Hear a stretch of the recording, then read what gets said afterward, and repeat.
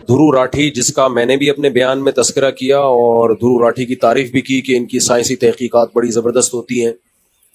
ابھی دھرو راٹھی صاحب کی ایک حالیہ تحقیق انہوں نے یوٹیوب پہ ڈالی اپنے چینل پہ، جس میں یہ ثبوت پیش کرنے کی کوشش کی ہے کہ پاکستان ایک دہشت گرد ملک ہے اور پاکستان دہشت گردوں کو پروموٹ کرتا ہے. لیکن بہت ہی بددیانتی سے کام لیا ہے، اور میری نظر میں دھرو راٹھی کا جو ایک امیج تھا نا، وہ دھڑام سے نیچے آ گیا ہے کہ بھائی آپ بھی اپنے چینل کو بچانے کے لیے آپ نے اتنے بڑے بڑے الزامات پاکستان کے اوپر ڈال دیے، اور خود آپ کے اپنے کنٹری جو دہشت گردی کو پروموٹ کر رہا ہے، سپورٹ کر رہا ہے، جس کے خود انڈیا کی گورنمنٹ نے اعتراف کیا ہے، ان کو آپ پی گئے بڑے آرام سے.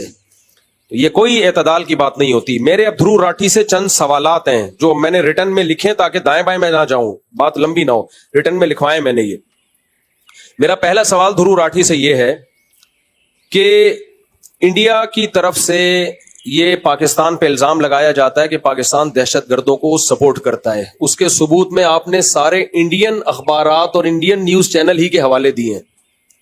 یہ بالکل ایسے ہے جیسے میں دعویٰ کروں غفار کے بارے میں کہ اس نے چوری کی ہے، اور دلیل میں اپنے ہی دعوے کو پیش کرنا شروع کر دوں.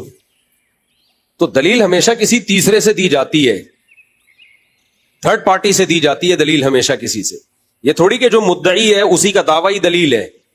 تو دھرو راٹھی صاحب کو آپ تھرڈ پارٹی سے دلائل اور ثبوت پیش کریں جو الزامات آپ نے پاکستان گورنمنٹ پہ لگائے ہیں. آپ کا کنٹری دہشت گردی کر بھی رہا ہے اور اس پہ فخر بھی کر رہا ہے.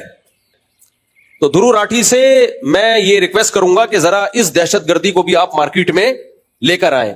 جبکہ بلوچستان کا بارڈر ملتا نہیں ہے انڈیا سے، اتنی دور سفر کر کے وہاں دھماکے کروا رہا ہے. جعفر ایکسپریس پہ اس نے جو کچھ کروایا. تو دھرو راٹھی کو چاہیے کہ آپ ذرا اپنے ملک کی بھی خبر لیں، پھر ہم آپ کے تجزیے کو دیکھیں گے کہ آپ واقعی انصاف کے ساتھ ایک تجزیہ کر رہے ہیں. اور کلبھوشن یادیو، یہ جاسوس انڈیا کا گرفتار ہوا ہے بلوچستان سے اور اب تک پاکستان کی تحویل میں ہے. یہ اتنا بڑا ثبوت ہے ہمارے پاس کہ آپ کے جاسوس یہاں گھوم رہے ہیں اور یہ کچھ کر رہے ہیں. تو دھرو راٹھی کو چاہیے ذرا اس جاسوس کا بھی حوالہ دے اور بتائے کہ انڈیا کتنی بڑی دہشت گردی پھیلا رہا ہے. اور دھرو راٹھی نے الزام لگایا ہے اسی طرح افغانستان میں جو انڈیا اب بھی پاکستان کے خلاف دہشت گردی کر رہا ہے، اس کے بھی DDISPR نے کتنے ثبوت پیش کیے ہیں.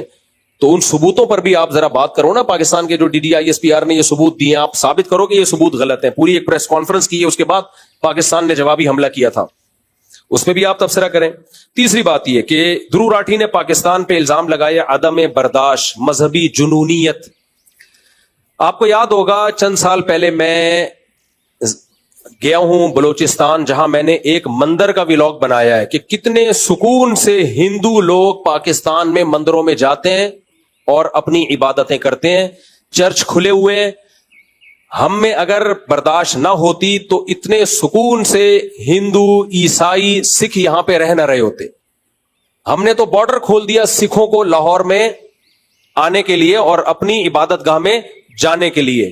انڈیا میں مسجدوں کے ساتھ کیا سلوک ہو رہا ہے؟ آئے دن مسجدوں کو مسمار کیا جا رہا ہے. بابری مسجد توڑی گئی، شہید کی گئی. اور جو مسلمانوں کے ساتھ وہاں سلوک ہو رہا ہے عدم برداشت.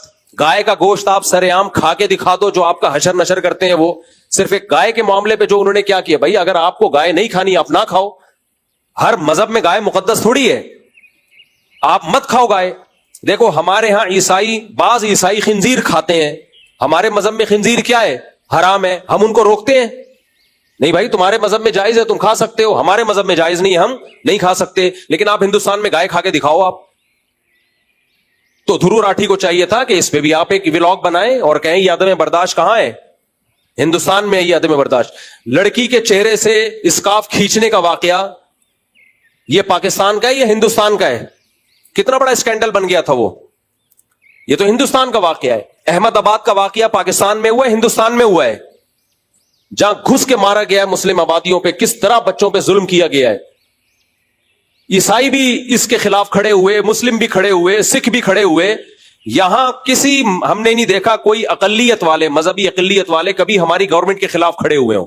ان کو پتا ہے بھائی یہ گورنمنٹ کس کا ساتھ دے رہی ہے.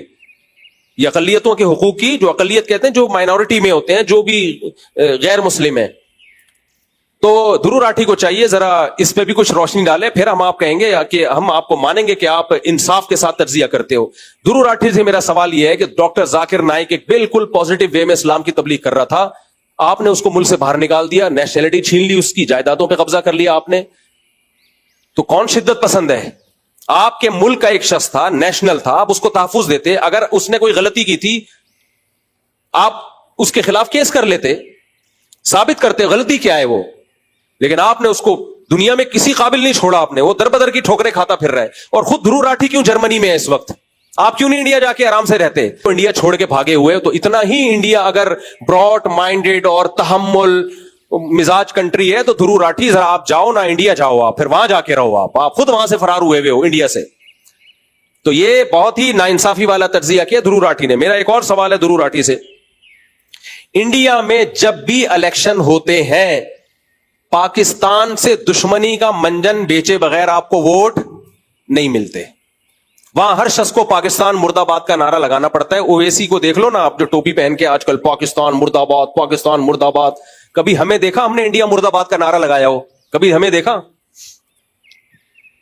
کبھی ہمارے کسی سیاستدان کو, نواز شریف کو, بے نظیر بھٹو شہید کو, اور ذوالفقار علی بھٹو شہید کو, اور اللہ بھلا کرے عمران خان کو, زرداری کو, اور شہباز شریف کو, اور کون رہ گیا, بلاول بھٹو کو, کبھی دیکھا کہ ووٹ لینے کے لیے یہ کہا ہو کہ انڈیا مرد آباد؟ کبھی دیکھا؟ ہمارے ہاں انڈیا کی دشمنی پہ کسی کو ووٹ نہیں ملتا. انڈیا میں ووٹ ملتا پاکستان مرد آباد کا نعرہ لگا کے ہے. تو شدت پسند پاکستانی ہوئے, انڈیا ہوا, انڈیا شدت پسند ہوا. آپ کو پاکستان دشمنی وہاں نکالنی ہے, پاکستان کی صحت پہ کوئی فرق نہیں پڑتا, کوئی مرد آباد کے پاس. ہم نے اس جنگ میں بھی انڈیا کی مخالفت نہیں کی ہے, جنگ میں بھی مودی کی مخالفت کی ہے. بارڈر پہ جا کے میں نے کہا ہماری انڈیا سے دشمنی نہیں ہے, ہماری انڈیا کے ہندوؤں سے, عیسائیوں سے, مسلمانوں سے, سکھوں سے کوئی دشمنی نہیں ہے. اور یہ ایک مذہبی اسکالر بول رہا ہے, مذہبی اسکالر جس کو آپ کہتے ہو یہاں شدت پسندی ہے, وہ اتنی بیلنس بیان کر رہا ہے کہ جنگ کے حالات میں بھی وہ کہہ رہا ہے ہماری حکومت, ہماری دشمنی صرف مودی سے ہے. اور آپ انڈیا میں جا کے دیکھ لو, اویسی کو دیکھ لو جو مسلمانوں کا بڑا خیر خواہ بنتا ہے, پاکستان مرد آباد, پاکستان مرد آباد نعرے لگا رہا ہے وہ بیٹھ کے. وجہ اس کی یہ ہے کہ اس کی مجبوری ہے, اس کو پتا ہے انڈین گورنمنٹ جو موجودہ گورنمنٹ ہے چھوڑے گی نہیں آپ کو, وہاں پاکستان مرد آباد کا نعرہ لگائے بغیر آپ چل نہیں سکتے. تو شدت پسند پاکستان ہوا یا انڈیا ہوا؟ انڈیا ہوا. تو دھرو راٹھی صاحب کائنڈلی اب آپ ایک اور کلپ بنائیں, آپ بولیں بھائی مجھ سے غلطی ہو گئی ہے, یہ سب چیزیں تو میں بیان کرنا بھول ہی گیا تھا. پھر میں مانوں گا کہ آپ کے تجزیے اور آپ جو اینالائز کرتے ہیں اور جو ریسرچ کرتے ہیں وہ انصاف پر مبنی ہوتی ہے. آگے چلتے ہیں. گائے کا گوشت کھانے پر گاؤں والوں پر حملے کرنا, یہ واقعہ کہاں ہوا ہے؟ انڈیا میں. زبردستی جے شری رام کہلوانا, کتنی ویڈیوز پڑی ہوئی ہیں, آج بھی ہیں. جے شری رام کے زبردستی نعرے لگوانا, خواتین سے نقاب اتروانا, بابری مسجد پر حملے. ابھی ایک نیا ایشو چل رہا ہے انڈیا میں, وقف املاک پر قبضے, جس کو انگریز نے نہیں چھیڑا. انڈیا میں بہت ساری املاک ایسی ہیں جو لوگوں نے وقف کی ہیں کہ دینی مدارس اور مسجدوں کے لیے. ایسی وقف املاک امریکہ میں بھی ہیں, کینیڈا میں بھی ہیں, یو کے میں بھی ہیں, وہاں کی گورنمنٹ نہیں چھیڑتی. کچھ عمارتیں وقف ہوتی ہیں چرچ کے لیے, کچھ عمارتیں وقف ہوتی ہیں مندر کے لیے کہ ان کی جو ارننگ ہوگی مندر میں جائے گی, ان کی جو ارننگ ہوگی چرچ میں جائے گی. اسی طرح کچھ عمارتیں وقف ہوتی ہیں مدرسوں اور مسجدوں کے لیے. مودی سرکار نے وہ تمام وقف جو املاک ہیں وہ کس کے قبضے میں لے لیے ہیں؟ یہ کام انڈیا کر رہا ہے بھائی. پاکستان نے تو ایسا کچھ نہیں کیا کہ کسی مندر کے لیے کوئی وقف عمارت ہو جس کی ارننگ مندر کو جاتی ہے اور پاکستان گورنمنٹ نے اس کو اپنے قبضے میں لے لیا ہو. تو شدت پسند پاکستان ہوا یا انڈیا ہوا؟ تو دھرو راٹھی کو چاہیے آپ ذرا اس پر بھی بات کریں. حالیہ جنگوں میں آپ دیکھ لو, حالیہ جنگوں میں پہل پاکستان نے کی تھی, انڈیا نے کی تھی. پہل بھی تم کر رہے ہو, خواتین کے چہروں سے نقاب بھی تم اتار رہے ہو, مسجدیں بھی تم گرا رہے ہو, کوئی گائے کی گوشت کی بات کرتا ہے اس کو بھی تم مار رہے ہو, اور تم خود جرمنی بھاگے ہوئے ہو. ڈاکٹر ذاکر نائک کو بھی تم نے نکال دیا, اور پاکستان مرد آباد کہے بغیر تمہیں ووٹ نہیں ملتا ایک کنٹری میں. تو جبکہ ہمارے ہاں یہ کوئی مسئلے ہے ہی نہیں. تو ان سب باتوں سے پتہ ہے. پانی تم نے بند کیا, سنتاس معاہدہ تم نے توڑا ہے, جو سنتاس معاہدہ تھا, ایگریمنٹ تم توڑ رہے ہو. ہاں, کشمیر میں اقوام متحدہ کی قراردادوں کے خلاف تم چل رہے ہو. تو دھرو راٹھی نے انصاف سے کام نہیں لیا ہے, اور شاید اس کی ایک وجہ میں یقین سے نہیں کہہ سکتا, کیونکہ انڈیا نے سارے چینل بند کر دیے ہیں. ذرا سا بھی آپ انڈیا کی پالیسی پہ اعتراض کرو, چینل بند. اچھا میں خود بتاؤں, میرے کچھ دوست تھے باہر ملکوں میں جو انڈین تھے, ابھی بھی ہیں, میرے ساتھ جتنی تصویریں جتنی ویڈیو سب انہوں نے ڈیلیٹ کر دی ہیں, ڈر کے, مودی گورنمنٹ سے ڈر کے. ہم نے تو ڈیلیٹ نہیں کی.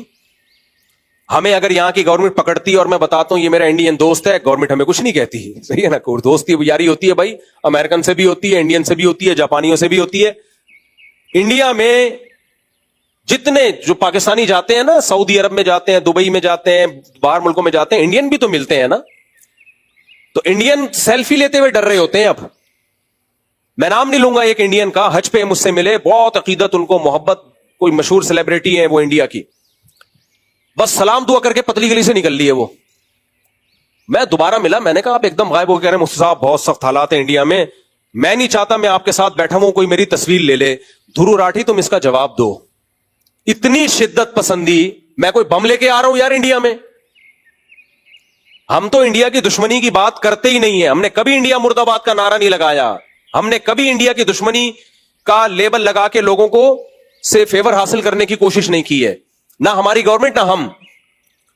تو بہت نا انصافی کی ہے اس میں. انہوں نے بھی ایک بڑا اچھا, کیا نام ہے یار وہ جو منصور علی خان نے بھی دھرو راٹھی کو بڑا اچھا جواب دیا, وہ بھی آپ لوگ سن لیں. تو میرا خیال ہے دھرو راٹھی کو خطرہ یہ تھا کہ اگر میں نے ابھی بھرپور طریقے سے حمایت نہیں کی تو میرا چینل بھی اڑ جائے گا اور میرے چینل کا پروگرام بھی اڑ جائے گا. سمجھ رہے ہیں, کیونکہ ہندی میں ہوتے ہیں, اردو میں ہوتے ہیں, ان کے جو ہندی اردو ایک ہی ہے, اس کو بھی بلا وجہ الگ زبان زبردستی قرار دیا ہوا ہے. یہ بھی شدت پسندی ہے. پاکستانیوں سے دشمنی میں اس ہندی کو اردو کہنے کے لیے تیار نہیں ہے. سیکھو یار بھائی, ایک ہی زبان ہے, کچھ الفاظ آگے پیچھے کر لیے تو زبردستی. گرامر سے دیکھا جاتا ہے, زبان کا جو پتہ چلتا ہے گرامر سیم ہے.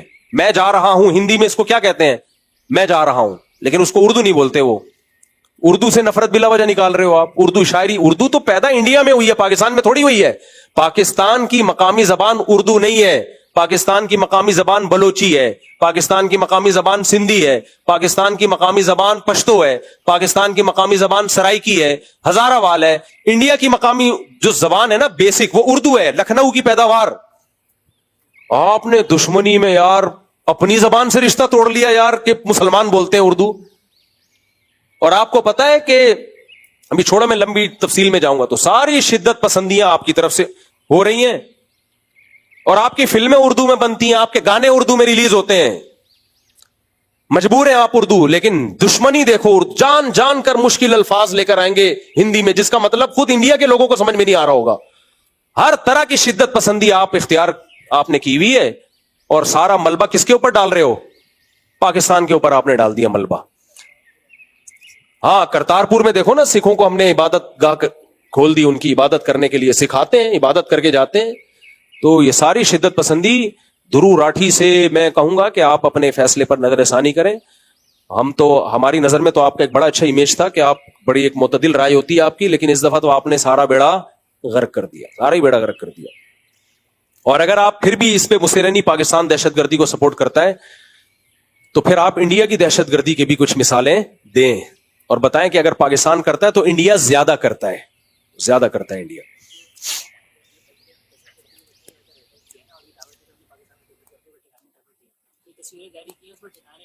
ہاں, ابھی حالیہ جنگ میں دیکھ لو, پاکستان نے ان کے فوجی اڈوں پہ اٹیک کیا ہے اس جنگ میں, اور انڈیا نے کہاں اٹیک کیا ہے, سارا عوام پہ, پبلک پہ.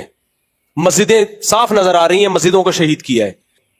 ہماری گورنمنٹ نے, ہماری فوج نے کہا مندر نہیں گرائیں گے. ایک انگریز نے بڑا زبردست تجزیہ کیا ہے, میں نے خود اس کا کلپ سنا. اس نے کہا کہ جنگ اگر کسی نے سیکھنی ہے تو اس موقع پہ پاکستان آرمی سے, پاکستانی افواج سے سیکھے, کہ انہوں نے عوام پہ اٹیک کیے, مذہبی عبادت گاہوں پہ اٹیک کیا, پاکستان نے جواب میں صرف ان کے فوجی اڈوں کو نشانہ بنایا ہے. ایئر بیس اڑایا ان کا کتنے تحمل کے ساتھ, ایسا نہیں کہ اڑے ڈجن ڈجن. وہ تو بیان آ رہا ہے نا وہ بشیر مسیح کا کہ میں دہلی اڑا دیتا, وہ لوگ اب پھینک رہے ہیں. اب لوگ آٹو پہ ہو گئے ہیں. بشیر مسیح کچھ نہیں بھی کہہ رہا تو لوگ اس کے کھاتے میں ڈال رہے ہیں, کوئی کہہ رہا ہے اس نے اسلام قبول کر لیا. اور صرف ایک بشیر مسیح پائلٹ نہیں تھا, سوری بشیر مسیح کہہ رہا ہوں یار, کامران مسیح اکیلا پائلٹ نہیں تھا, اور بھی بہت سارے پائلٹ تھے, وہ بھی انسان کے بچے ہیں میرے بھائی, ان کی بھی قربانی ہے. آپ کامران مسیح کو بھی پروموٹ کریں لیکن دوسرے بھی کوئی. اور یہ بھی دیکھ لو یار, کامران مسیح مسیح ہے, عیسائی ہے. ہم اگر مذہبی انتہا پسند ہوتے تو آج یوٹیوب پہ ٹک ٹاک پہ کامران مسیح ہیرو نہ بنا ہوا ہوتا. مسیح ہونے کے باوجود ہم نے ہیرو بنایا, یہ بھی ہماری برداشت ہے. ہم اگر مذہبی جنونی ہوتے تو ہم کہتے ابے مسیح سائڈ پہ رکھو یار, اس کو سائڈ پہ رکھو, کسی مولانا کو آگے لے کر آؤ. تو یہ بھی پاکستان کا ظرف ہے. تو بہرحال, لیکن میں ویسے جنرل نالج کے لیے بتا رہا ہوں, اور بھی پائلٹ ہیں.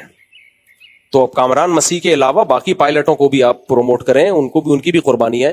تو یہ دھرو راٹھی سے میری چند گزارشات ہیں.